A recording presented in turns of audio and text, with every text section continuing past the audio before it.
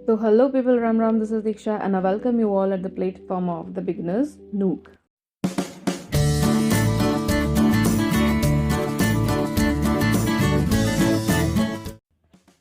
तो because this is my first video, तो छोटा सा इंट्रोडक्शन देना बनता है अबाउट द चैनल। नए चैनल हमने शुरू करा है ताकि हम आपको लीक से थोड़ा सा हट के वीडियो प्रोवाइड कर सकें जो शायद आपको इंटरेस्टिंग लगे।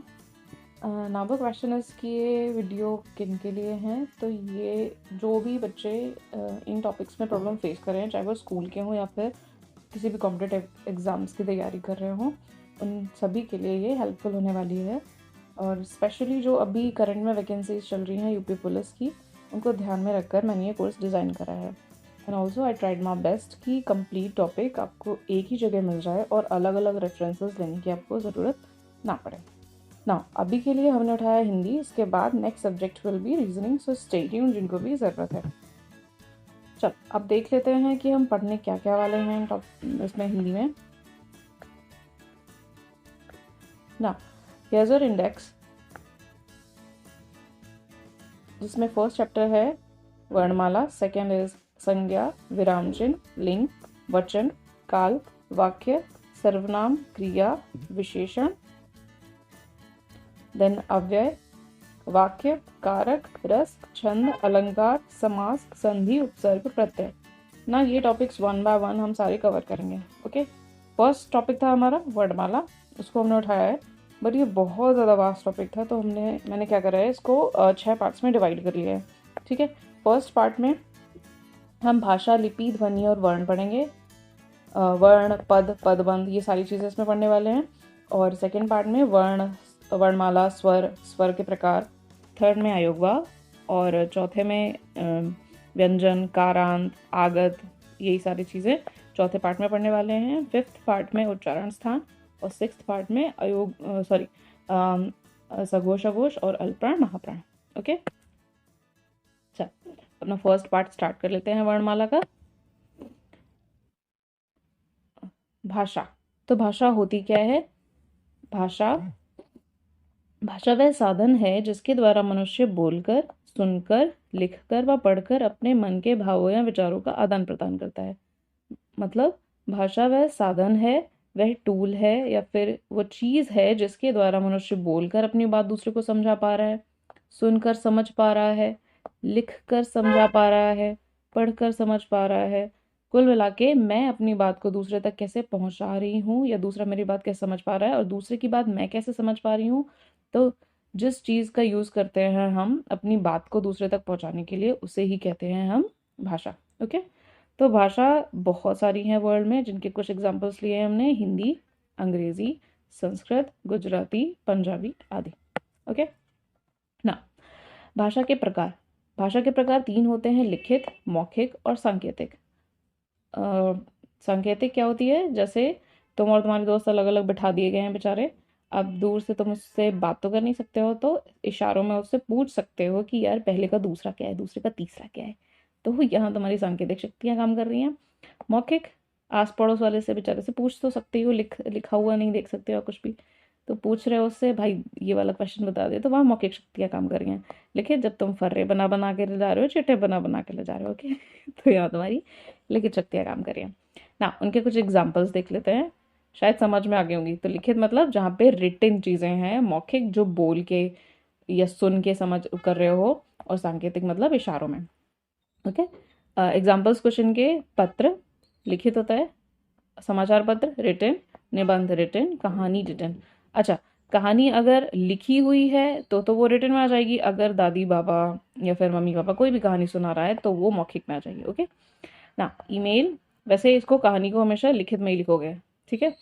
ईमेल, पत्रिकाएं मीन्स मैगजीन्स, लिखित।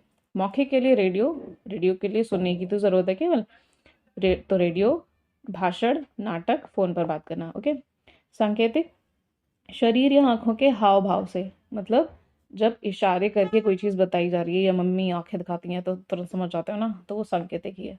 या फिर जैसे कुछ मतलब जब गूंगे लोग होते हैं ना, तो उनकी जो भाषा कभी भी टीवी पे देखी होगी तो वो इशारे में ही तो समझाते हैं, तो वो भी इसी में काउंट होगी। ओके, चल नेक्स्ट देख लेते हैं लिपि। लिपि क्या है? तो ध्वनियों को लिखने के लिए जिन चिन्हों का प्रयोग करते हैं वही लिपि कहलाती है। मतलब ध्वनियों को लिखने के लिए, ध्वनि मतलब साउंड, तो जो साउंड जो निकल रहा है मेरे मुंह से उनको लिखने के लिए जिन चिन्हों का, चिन्ह मतलब कोई भी चिन्ह बना दिया, उसके लिए कोई आकार बना दिया, उनका प्रयोग करते हैं वही लिपि कहलाती है। कैसे? जैसे मैंने बोला ला, मैंने साउंड निकाला, तो ला के लिए मैंने क्या करा, डंडा करा, ऐसे किया, तो ला को मैं ऐसे लिख रही हूँ। ठीक है, तो सेम वही ला साउंड, तो ये मेरी क्या हो गई, लिपि हो गई हिंदी की।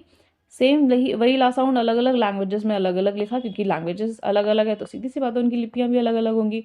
तो हिंदी के लिए मैंने ऐसे ला साउंड को लिख लिया, अंग्रेजी में ऐसे लिख लिया, चाइनीज में ऐसे लिख लिया, जापानीज में ऐसे लिख लिया।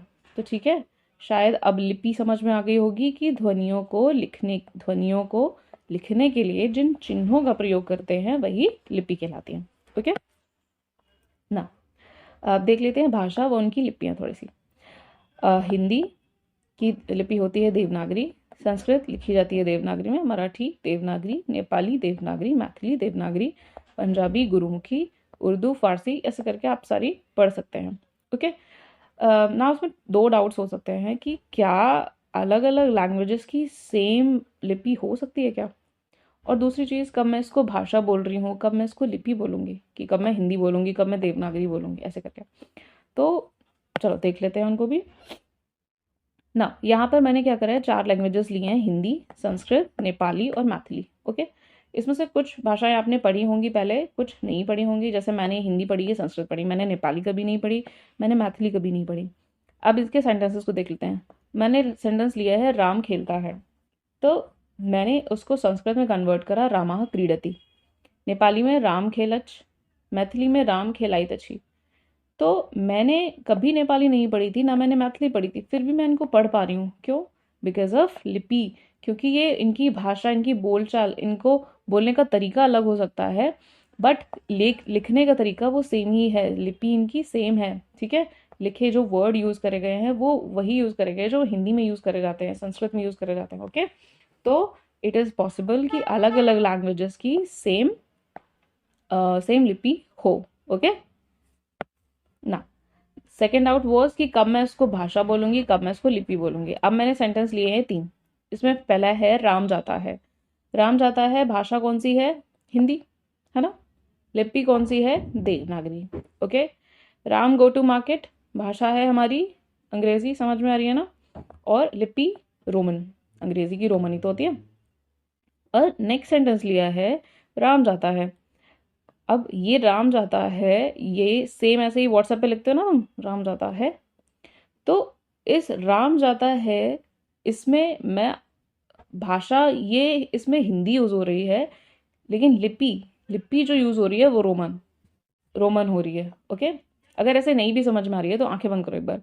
मैं यही वाला सेंटेंस, थर्ड सेंटेंस बोल रही हूँ कि राम जाता है, तो कोई भी सुन के ही समझ पा रहा है ना कि ये हिंदी बोली जा रही है, तो मेरी भाषा जो सुन के मैं समझ रही हूँ वो भाषा है, वो है मेरी हिंदी। अब मैंने आंखें खोली, मुझे ये वर्ड्स लिखे हुए दिखाई दे रहे हैं, ये तो मैंने कहा ये तो रोमन के हैं, क्योंकि इंग्लिश की लैंग्वेज जो लिपि होती है, सॉरी, इंग्लिश की जो स्क्रिप्ट होती है वो रोमन होती है ना, तो रोमन में ये वर्ड्स लिखे हुए हैं, तो जो लिखावट है मेरी वो है जाएगी लिपि रोमन में, और जो भाषा मैं यूज कर रही हूँ वो है हिंदी में। शायद अब आपको क्लियर हो गया होगा अच्छे से। हाँ, शायद डाउट बचा नहीं होगा, अगर कोई भी डाउट रह जाता है फिर भी तो कमेंट कर सकते हो आप उसके लिए ना। अब देख लेते हैं थोड़ा थोड़ा ध्वनि, वर्ण, इन सब चीज़ों को। तो ध्वनि किसे कहते हैं? भाषा की सबसे छोटी मौखिक इकाई को ध्वनि कहते हैं, और भाषा की सबसे छोटी लिखित इकाई को वर्ण कहते हैं। अब दोनों की जो डेफिनेशंस है डिटो सेम है, बस केवल मौखिक और लिखित का अंतर है। मौखिक मतलब बोलने वाली, लिखित मतलब लिखने वाली। अच्छा, एक बार इकाई और समझ लो। इकाई for English medium students it is unit. Okay, आप जिनको यूनिट और इकाई दोनों ही नहीं समझ में आ रहे हैं उनके लिए जैसे जैसे एक घर बनता है। ओके, सबसे छोटी चीज़ जो यूज़फुल है मेरे लिए वो है ईंट।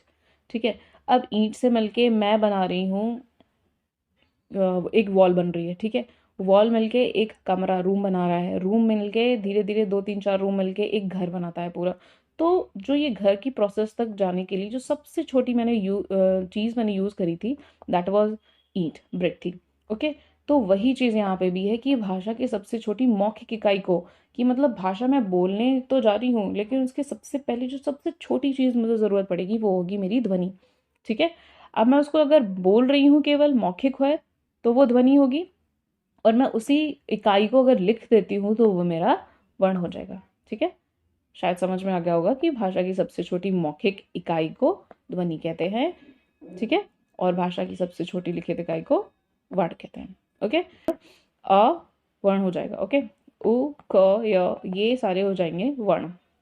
ओके, का कभी भी पूरा वर्ण नहीं होगा, का में जब हलंत लगाए तब ये वर्ण है। ओके, चल नेक्स्ट देख लेते हैं स्लाइड ना। वर्ण, अक्षर, शब्द और वाक्य, अब इनको बस समझते चलेंगे हम केवल। वर्ण क्या है? वर्ण मैंने एक ले लिया है लेटर रा, नीचे हलंत। ये हलंत का मतलब क्या होता है कि किसी भी वर्ण के नीचे लगा, वर्ण मतलब लेटर। ओके, वर्ण के नीचे लगा हुआ है तो दैट मीन्स वो वर्ण क्या है? आधा है हमारा। ओके, तो ये हो गया हमारा वर्ण। वर्ण मिलके बनाते हैं अक्षर। अक्षर जैसे र में मैंने ये अ जोड़ दिया, मतलब ये स्वर जोड़ दिया तो ये पूरा रा होगा, ये मेरा बन गया अक्षर। ओके, अब अक्षर मिलके शब्द बनाते हैं। अब वही रा और मा, राम मिलके बनाया। अब शब्द की परिभाषा क्या होती है कि वर्णों के सार्थक समूह को शब्द कहते हैं। तो सार्थक समूह, समूह मतलब कि सार्थक मतलब जिसका अर्थ निकलता हो।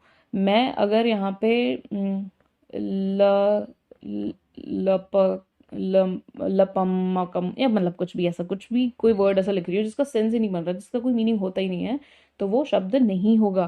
केवल शब्द क्या होगा? जिस वर्ड का कोई भी सेंस, कुछ मीनिंग निकल रहा है, वो मेरा केवल शब्द होगा। ओके, तो पहले तो ये बन गया राम।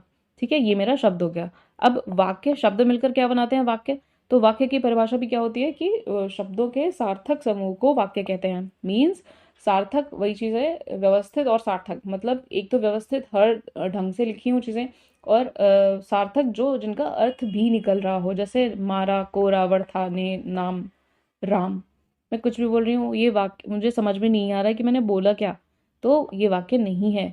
तो वाक्य केवल क्या है कि एक व्यवस्थित पैटर्न में एक चीज में लिखा हुआ है, और और जिसका अर्थ निकल रहा है। ठीक है, राम ने रावण को मारा था, ये हमारा हो गया वाक्य। ओके, शायद समझ में आ गया होगा कि वर्ण, वर्ण मिलके बना रहा था अक्षर। ओके, अक्षर मिलके बना रहा था शब्द, शब्द मिलके बना रहे हैं वाक्य।